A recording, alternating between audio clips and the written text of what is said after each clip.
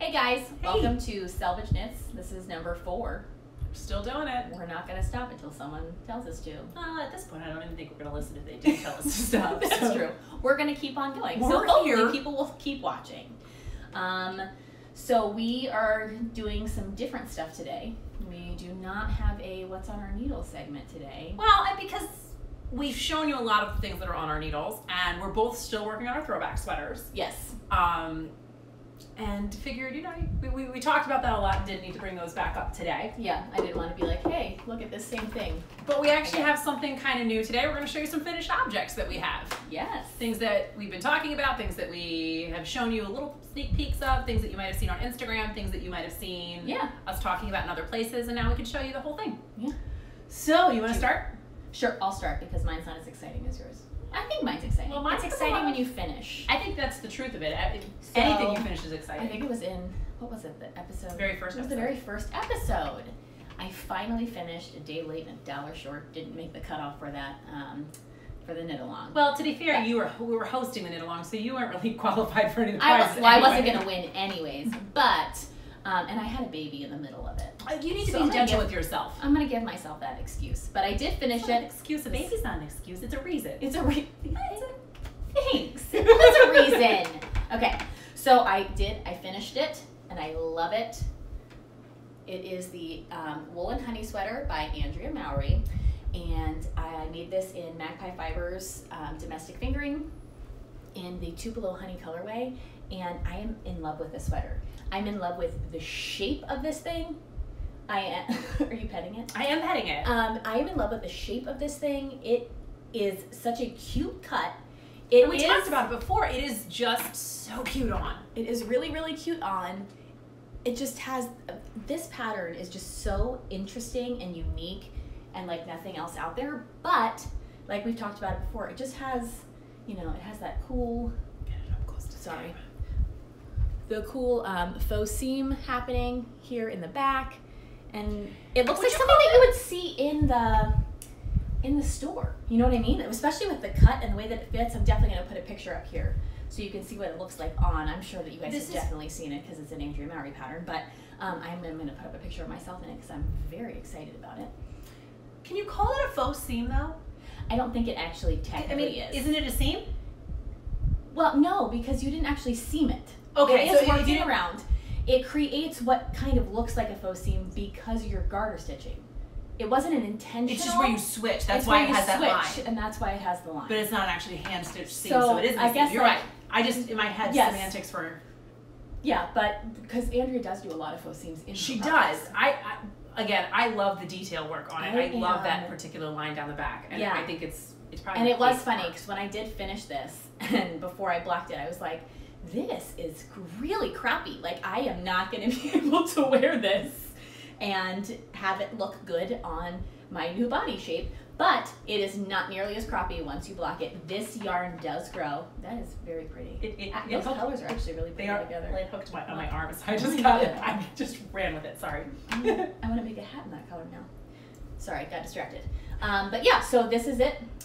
This is finished. I'm very, very happy with it. I'm still working on my throwback sweater, and then I'm hoping to get one more sweater done before Rhinebeck, so I have some sweaters to wear. To digress a little bit, both of us ended up, after all of our talk, both of us ended up ripping our throwback sweaters all the way back up to the colorwork. Yeah, I did. I did do that. For varying reasons. I did because I did not alternate my yarn. Yeah. And I got a line, and, you know, we know better. We do know better. We still do those things. And you're like, why did I do that? And you decided you wanted to go back and work on? I went up and decided that I was going to kind of pull on some of the floats to try to tighten some stuff up. And then I just turned into a mess, and things were bunching, and I was very upset about it.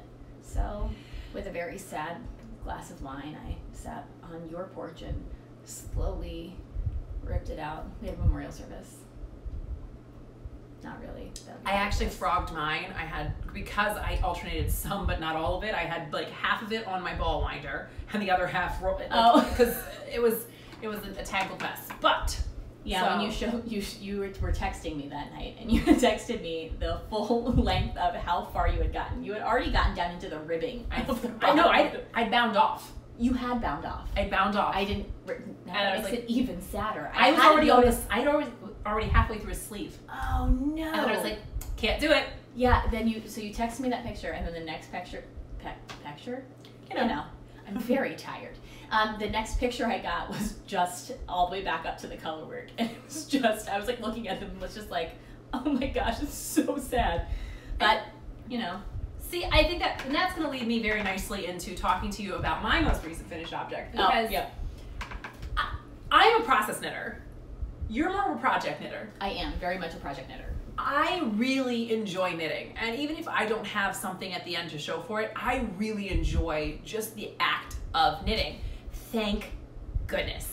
Yes. I've been looking at some of the patterns I've done recently, and I've ripped out so often that I probably should have 3 or 4 sweaters for the amount of knitting I do per project. Does that make sense? Like you knit. I mean, I know that you made the sample piece for Magpie Fibers for the throwback sweater, but I feel like you've knit a throwback sweater like 4 times at this point. I've probably done at least 6. But you have 1.5 to show. Yeah. And again, that comes down to my own. You're a perfectionist. I am very specific about how I like things to look, and I want things to be a certain way. But I also have been learning, and this whole knitting process for me and being part of this knitting community, it's been a very positive experience for me because I've learned to kind of accept my mistakes and be okay fixing them and correcting them and learning from them and seeing my mistakes as an opportunity to really grow and really improve just technique wise, and I enjoy that, which it's weird for someone to be like, I really like messing up, but I do. And frogging and putting it back together, but then it's something that you can be really proud of, that finished product, and then it's something you actually will wear, or something that in your case many times that you are sending off to travel into the world. Well, and so my most recent finished object is the Nurtured sweater. It just came out this weekend. Andrea Mallory just released this pattern. It's another adorable little cropped sweater with lots of great texture. She's got this awesome. I don't know what the stitch. Is there a specific name for the stitch pattern? Do you know? It's not. It looks really complicated when you are looking at it, but it really is just you're slipping a stitch. Oh, okay. And then when you go back, you slip the opposite stitch. Oh. Not explaining that really well, but sometimes it's hard when you don't have the pattern. It's hard not to, but it's actually a very, very easy pattern to learn. Is there like a short repeat as far as rows go? It's just one row you are doing the pattern, one row you knit, then the next time you're doing the pattern again, and that's it. Oh, okay. It's very easy to memorize. It's very easy to work with. It's not something that you have to be looking at a chart. And the cool thing too is if you make a mistake, you'll see it right away because your stitches will not line up. And that's nice. That's fantastic because again, for me, I'm making a lot of mistakes regularly. I take the time, and when I see a mistake, I take it back, I frog it back, and this sweater was really nice because I'd see it within 4 stitches and be like, oh, let me back up 4 stitches. Which you don't have to drop it down like a cajillion rows. Which is fantastic. Yeah. It's knit from the bottom up, which you do have to be careful with that because you need to make sure that, because it is a cropped sweater, if you're gonna go cropped, awesome. If you want to add length, you have to decide before you start the yoke how much length you want on it. And I gotta tell you, this sweater though, even though it's cropped, I know a lot of people are like, oh, cropped sweaters. They're fantastic on a lot of body types. And again, some of the testers out there did some really, really cool things. I wanna show you how I styled it. Oh, I have to explain some things first before we get there. Because you can actually style it in a way, I have mummy tummy, I've had 5 kids. My stomach is not my proudest point on my body. So I don't necessarily want something that's super, super, super short there, but you can definitely layer this sweater and it's fantastic for that, and it looks adorable. It looks really cute with a baggy thing to layer it over. Which not a lot of things do, but it's because it's cropped. I think it's because it's longer, cropped. I don't know that it would work. And because it's meant to have a lot of ease. So when I signed up to do the test knit for this pattern, I just sort of jumped the gun. I was like, I want to do this. This is the size I want to do. I know what size I wear. This is the size I'm going to do. Without maybe A, measuring my current body for what size it actually is, and B, reading exactly how much ease needed to be in the pattern before you picked your size. In my head, I was like, this is the size I'm going to be, and I'll have that ease at the end. Nope. No. So I ended up knitting this sweater, and it looks perfect on her. Because we are not the same chest size. We are not the same chest size, and I love this sweater, and I love it on her, and I love styling it on her, as you'll see here. This is her in the finished project of the Nurture sweater in a size, it's a 40-inch bust that we did for her. And it looks great in my CP shades tunic shirt. Yes. A lot of people were asking about that, so say that again. Yes, and the brand is CP Shades. Yeah. It is a tunic shirt that a friend of mine picked up for me at Stitches Midwest. Yoth Yarn usually has those at her booth. She had them at Stitches West also. I actually have 2 of them because they are so comfortable and great for layering with this kind of thing. Yes. Anyway, so I did not necessarily pay attention to my body or what exactly I was doing when I picked the size that I was going to do with this sweater. So my finished product wasn't exactly what I wanted, but again, I'm in love with the sweater so much. I have it. I love it. She's gonna get to keep it. Yeah, get you a friend who does not always pay attention to sizing. Because then you get free sweaters out of it, and I didn't have to knit anything. So again, but that's the beauty of being a process knitter versus a project knitter. I'm not too broken up about it. And I have already purchased yarn to make myself another one. Yeah, and this is going to be freaking awesome. Oh wait, you didn't say what this one was in. Oh, I'm sorry. Let's talk about that first. I made this one in this too. Out of Magpie Fibers Solstice yarn. Yeah. Which it's actually, a lot of people had some questions for me about this because it is a DK weight yarn. And that is not what the pattern calls for. The pattern calls for a worsted, almost Aran weight yarn, actually. Mm-hmm. But this particular yarn that I use, the Solstice, has a lot of loft. It fluffs up, and it fills a lot of space, and it ends up being very versatile, and I can swap it out for a lot of different things. I've used it, I did the Weekender sweater in this yarn as well, and it doesn't necessarily behave like you'd expect it to in the fact that, oh, should you go up some needle sizes? That's what most people would assume. Yes. And for me, I don't have to, and it's not necessarily, I usually have very close gauge with Andrea Mallory's patterns. Yeah. It's just one of the things you definitely want to swatch and figure out for yourself how this is going to work for you depending on your tension and those types of things, because I definitely swapped that out for worsted as well. And I've actually had to go down in needle size before, not up. So just because of the loft and bounce, and because it does just behave differently because, you know, of the content. Mm-hmm. And it makes for a really lightweight sweater. It makes for a very soft sweater. It's very soft. I love this yarn, but again, if you decide that you are going to use the Solstice, swatch, block, swatch, check it out. Make sure you know exactly what size you're going to do, and yes, pay attention to these. Yep. So that's for you. Thank you. I'll be taking it. So since I had to give mine away, and this is actually becoming a bad habit of mine. I make samples, I make test knits, and then I'm like, I love this, I want one for me. Yeah.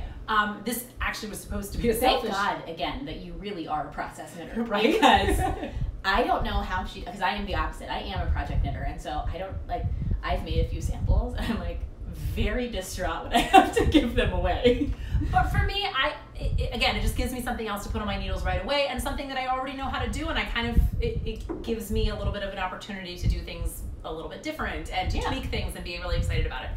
So what I've decided to do this time around is I got my hands on some of the Farmer's Daughter Craggy Tweed. It's got some great, well, I guess tweediness to it, all the little speckles that come with a tweed yarn. It's their Juniper colorway, so it's this kind of a light mint color with this little flecks of brown and black. She did a sample in the Craggy Tweed. I think she used one of her more maroon pinky colors, but we talked about how I feel about pink. But this one just called to me when I saw it on the website. And when I saw her and her stories, where she was like posting it up when she was doing the test knit, and I only knew what it was because you were also test knitting the same sweater, I was like, ooh, I have to make one in her Craggy Tweed because it looked so cool with that stitch pattern and the tweed. It was awesome. I'm really excited. I'm excited to cast this on, and I'm hoping very much so that I can get this knit before Rhinebeck so that I can wear it to Rhinebeck. Yeah, I have, I can't. Because it is a very fast knit. Yes, and it's not, and especially after going from, you know, a fingering weight sweater, when you get to jump up to a worsted or DK, it's so satisfying. So I'm hoping to get one done too. I also ordered some of the Craggy tweed. I'm trying to remember what the colorway was. It has wolf in it. Wolf or but it's something. It's very silvery. Weird. Neutrals. It's a gray. I don't know. I don't own any gray sweaters, so. But hopefully we'll be able to show you some pictures of those later on when we talk about some more of our finished objects. Yeah, and now I need to go buy one of those CP shade shirts. You can borrow one of mine if you're nice to me. Oh, I'll be nice. So that's not what we have in our needles, but it's what's off our needles. And woot woot. Yes. And now we're going to talk about one of our favorite segments. Please. Oh, is that what we're doing next? Yes. You said we're saving it for the end. No, I didn't. Is that what we're saving for the end? It is what we're saving for the end. Never mind. Now it's on to needles. Them needles, though. We're going to be talking about needles. Okay. So, I never once learned how to knit on straight needles. Nope, because you're weird. Well, it's not weird. Well, I was planning ahead. Planning ahead is how I like to see it. I guess I've been learning, this one had been teaching me to knit. I was sort of 2 days into it, and I'm like, you know what? Buying all the things. I went straight to the local yarn store and was like, I need needles. I need a full set. I need all the needles. I need them now. Yep. And that's what I did. I bought a interchangeable circular set right off the bat, and I've always knit on those, and I have not ever done anything else. Yeah, I knit on straight needles when I first went in and was teaching myself how to knit.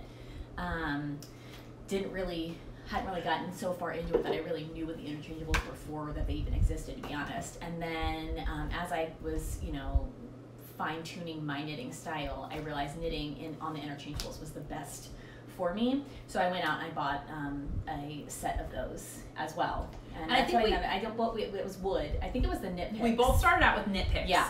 And I think it's definitely a good set that works. Oh yeah, no. And I think that as a knitter, you sort of progress through different styles of needles, different styles of knitting, different styles of all kinds of things, and you just sort of you grow individually as a knitter and figure out which ones work best for you and for what reasons, because they all have pros and cons. Absolutely. To them.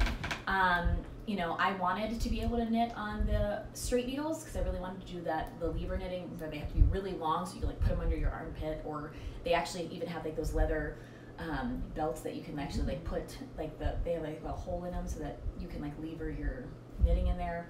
A friend of ours actually does the lever knitting. She's super fast at it, so she prefers straight needles, but we both prefer the interchangeable, so that's what we're going to talk a little bit about today. Because we've got a lot. Yes. Yep. Like we said, we've progressed and then just kept purchasing more and more sets, and again, they do have pros and cons. Why don't we start out with the Addies? Because both of us, after our knit picks, we both switched to Addie clicks because we both wanted to try out metal needles because we were originally using wood. I had the Addie Turbo, the Addie Clicks, not Turbo, the Addie Clicks, I'm sorry. And so here's the set. It is missing one because I have a hibernated piece that has that one. But this is the set here. What I really did love about the Addies is that they have this to connect your cords to make the cords really long. So and they pop on and off really fast.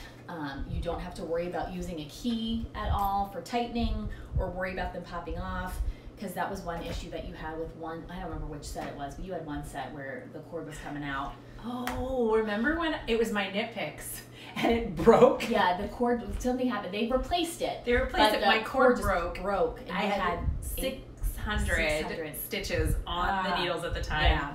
And we were at work and I just threw them So I think all that's away. why you actually bought these then. That was why I bought them. Because it was a different system. A different system.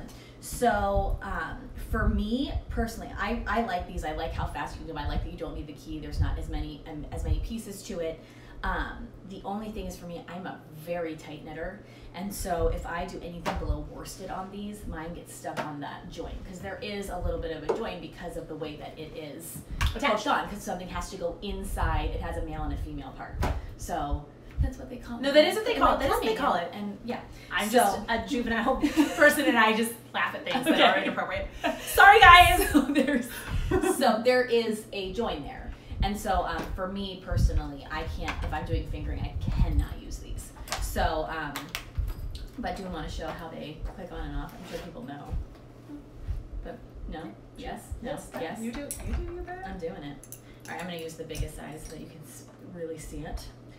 I gotta tell you with these, my problem is that I would put them in and I couldn't get them all the way to click, and I'd be knitting and then they'd slip off because you didn't click them user error, I didn't do it right.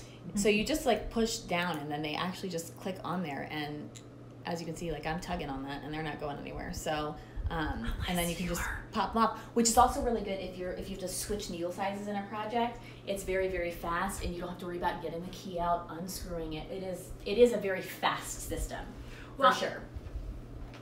And we ended up both upgrading to ChaioGoos. Yes, that's my go-to metal needle at this point. And you have those? Yes, I do. I have those, and I have them in my. I love that case. I know, the twig and horn.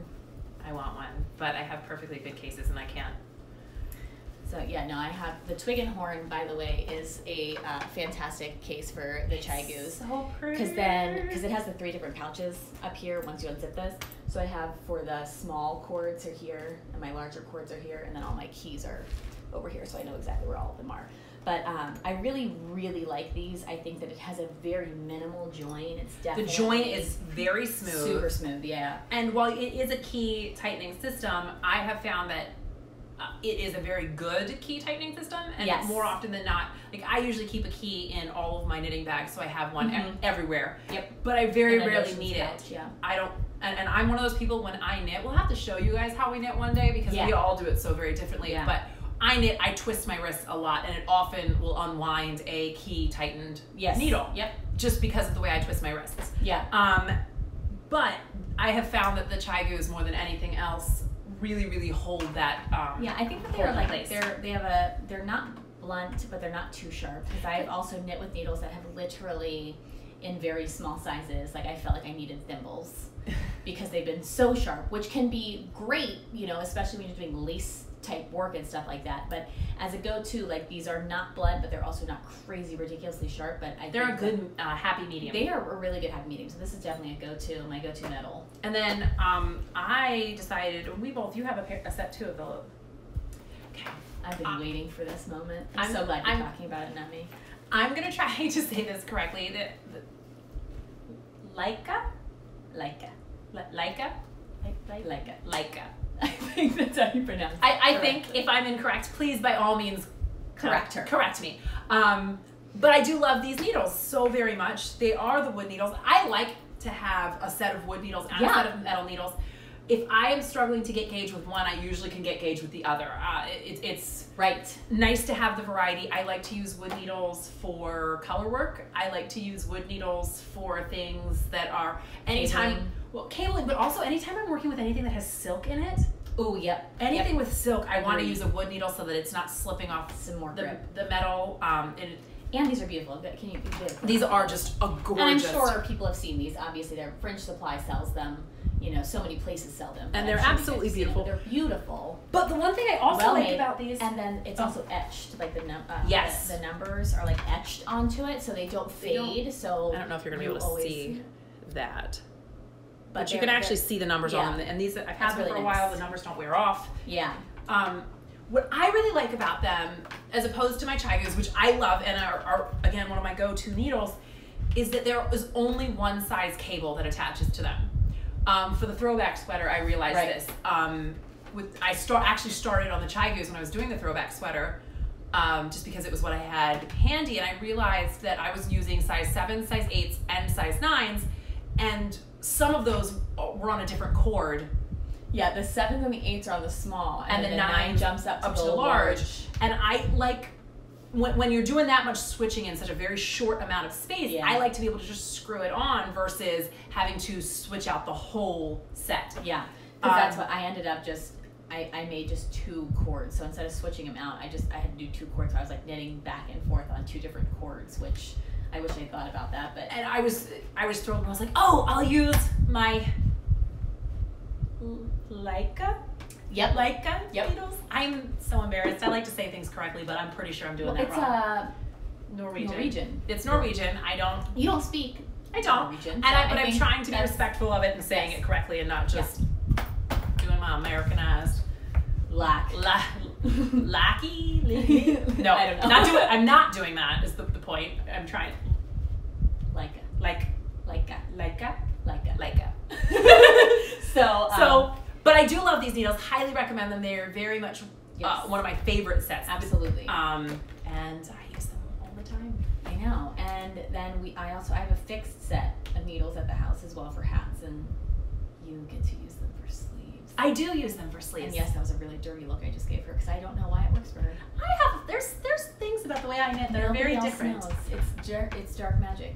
I do all of my sleeves, including my children's sweaters. Like when I make sweaters for the kids, I can stretch a sleeve onto a 16-inch round. Yes, and you say stretch as though it comes out stretched, but it doesn't. Somehow it doesn't. Mind you. I get the best tension and the best, I don't know how I do it, and I don't know, but that's how I do all of my sleeves, and they work out very well, and they look like sleeves. She doesn't need to worry about the DPNs. I don't use magic DPNs. glue. I don't do magic glue. Because that's what I have to do. So you have to worry about the ladders, I guess. I don't have that. Yeah, and that's why I don't do it, because the ladders kind of stress out my sleeve would be like this. It bows out where you're knitting, but then it tightens up it's like a. You say that.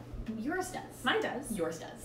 So, but those are the needles that we use and that we like. And if you guys have any recommendations for good needles and needles that you like, other things we should check out, definitely put that down here because we definitely want to check some other stuff out because I always like to spend my money and buy more and more knitting stuff. Speaking of buying more knitting stuff, our favorite section, please take our money. So, this is yours and something I'm extraordinarily jealous of that she got recently. Mine, all mine, and I'm in love with it. It is magical. The Fiber Artist Supply Company ball winder. It is beautiful. Magical. Your hair's in it. Shh. My hair's in everything. This ball winder has been life-changing for me.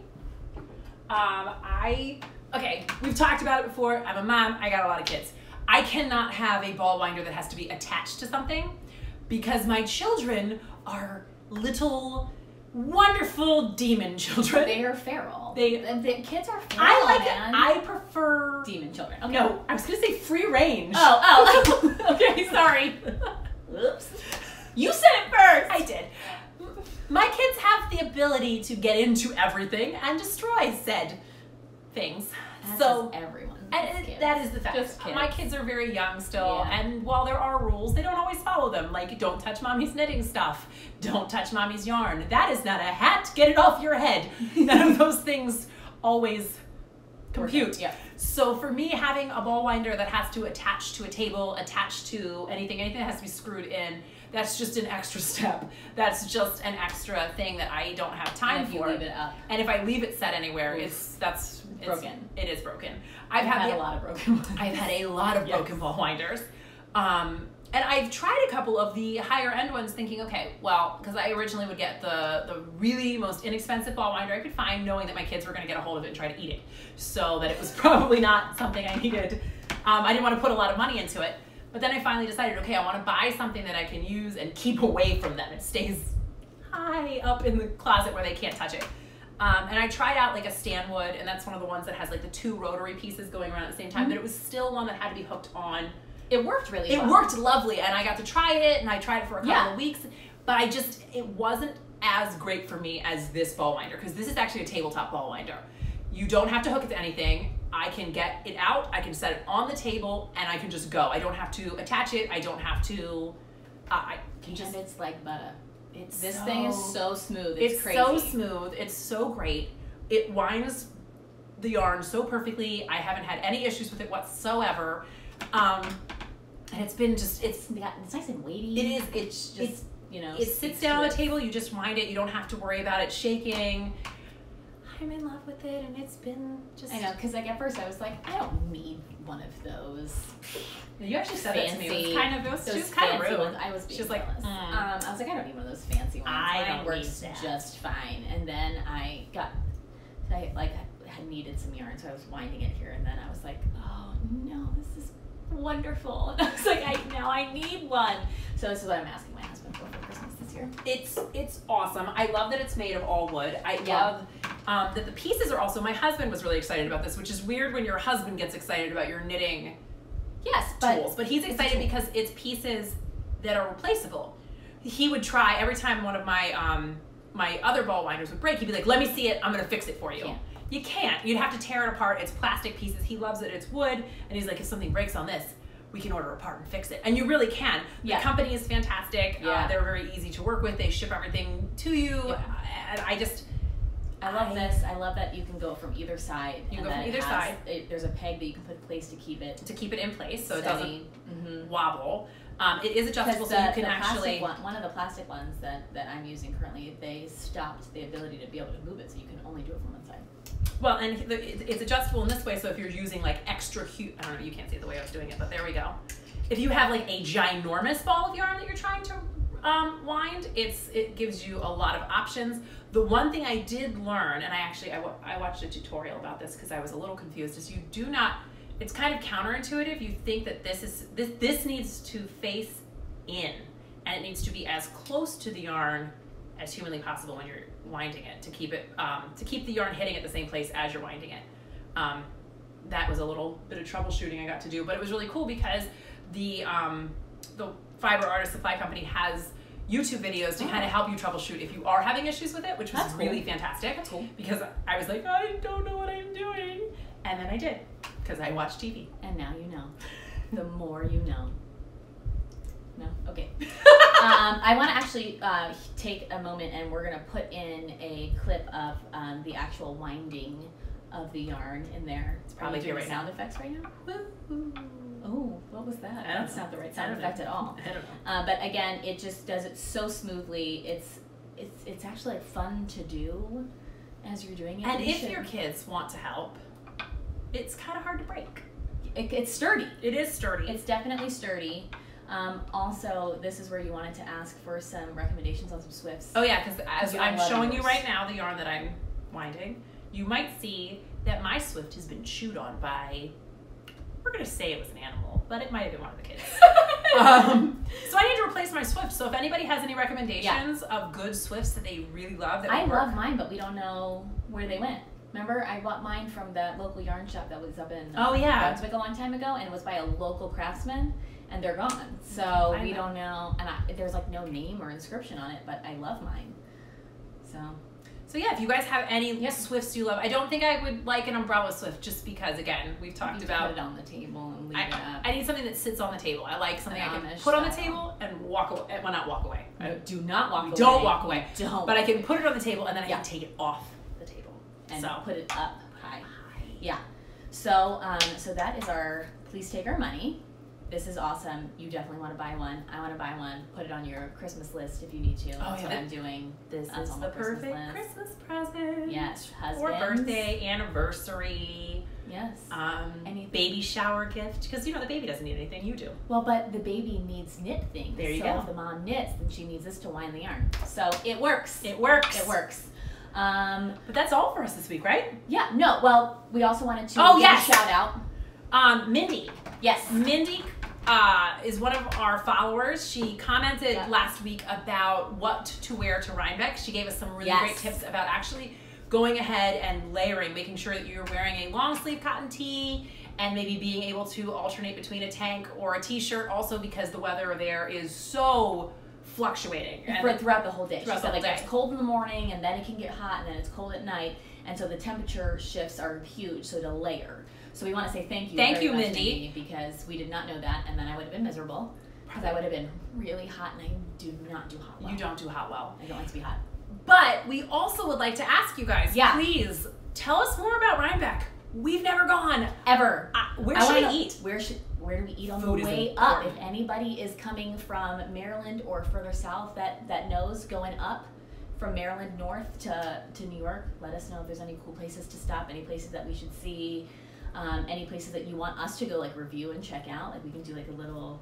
We're gonna try to do a lot of check-in. Yeah, we're gonna try to film a lot while we're up at Rhinebeck. We also have lined up some interviews that we're gonna be doing with some of the cool people who are going to be at Rhinebeck that we will share with you when we get back. Yes. But while we're there, please let us know in the comments things that we should do, things that we should check out, things that are going to be there. Yeah. We have no idea. This is the first time for us, and we want to... Well, I feel like I got a little history lesson, because when I was looking at the Airbnb that we're staying at, since it's not directly in Rhinebeck, because we're staying in Kingston, which is right here, Kingston was the original capital of New York.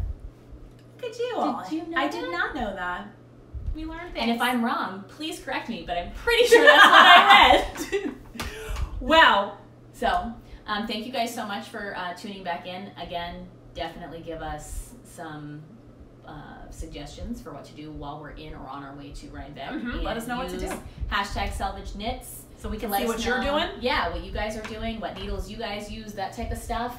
And don't forget to click subscribe and let us know what you guys want to see while we're in Rhinebeck. Thanks so much, guys. Thanks, guys. Bye. This is yarn. We like to make things with it. We spent like 40 minutes doing this. Like you turn, I turn, you turn, I turn. Okay. Welcome to... You look so weird. Okay, let's both look at the same time. Hey! Welcome to Selvage Knits, podcast numero 4. I went, hey guys, welcome to Selvage Knits number 4. Wax on. Wax off.